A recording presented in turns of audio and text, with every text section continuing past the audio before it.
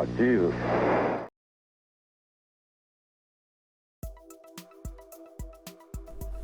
A question that comes up very often on DCS forums and groups is, what is the best VR headset for DCS? It's kind of a difficult question, and sometimes it's even a hard answer for people who have headsets, because the technology has changed so rapidly and the popularity of VR has gotten to the point where there's a lot of competition on the market. I've been playing DCS exclusively in VR for about a year now. I started with the Oculus DK2, which is a pretty limited headset at only 960 by 1080 pixels per eye, and I quickly moved on to the Samsung Odyssey Plus. A much better headset, has a good 1600 by 1440 pixels per eye, good screen door illumination, and inside-out tracking, which really simplifies install and just cable management. The Samsung Odyssey Plus was an excellent headset and is an excellent headset for the money, but I believe it's a generation behind. And my answer for what is the best VR headset in December of 2019 is the HP Reverb. This video is not going to be a full review, and I'm not going to feature any through-the-lens shots. This video is more to demonstrate where we are with this technology as it pertains to DCS. There's a lot of people out there waiting because they don't believe that the resolution is up there, that the visual clarity is going to be enough to fly something as complicated as a full fidelity sim like DCS. And it's true. Older headsets like the DK2, and to some extent the Odyssey or maybe the Rift S, the visual clarity wasn't there enough to really read through the fine text on MFDs or HUDs or analog instrumentation. It just wasn't great. And that's what sets the HP Reverb ahead. If the clarity is there. If you could read the text on the screen that's in front of you right now, I could read it in the headset.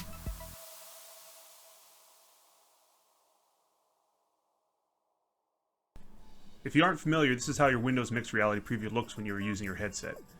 The screenshot is taken from a desktop scaled for a 4K monitor, so it is a native 2160 pixels in height.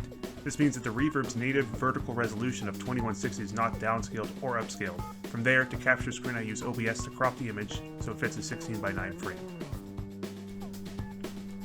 For comparison, here is an overlay of the resolution available to the Samsung Odyssey Plus, which is identical to the HTC Vive Pro. The following is a series of examples between outputs from the Odyssey Plus and the HP Reverb. I know resolution is the only metric that matters when selecting a VR headset, but for such a text-intensive game as DCS, it's a good indicator of how your overall experience is going to be.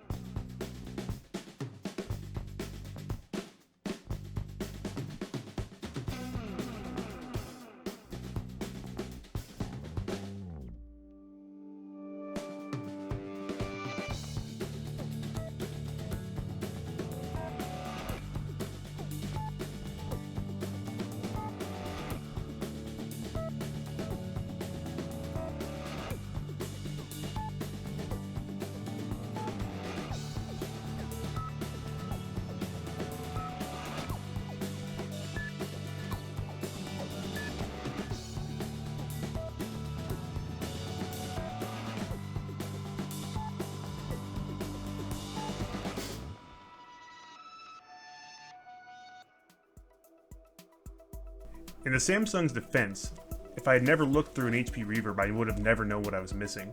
I never felt handicapped when using the Odyssey Plus, and considering you can currently get an Odyssey Plus for less than half of what an HP Reverb costs, it's a bargain.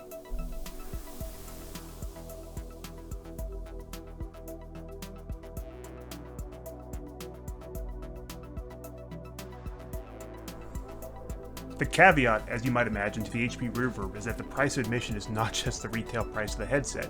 You need a seriously beefy computer to drive it. My DCS computer is an overclocked 8700K with 32 gigs of RAM and an RTX 2080 Ti. I really don't think anything short of a 2070 Super will get you the experience you're after in DCS.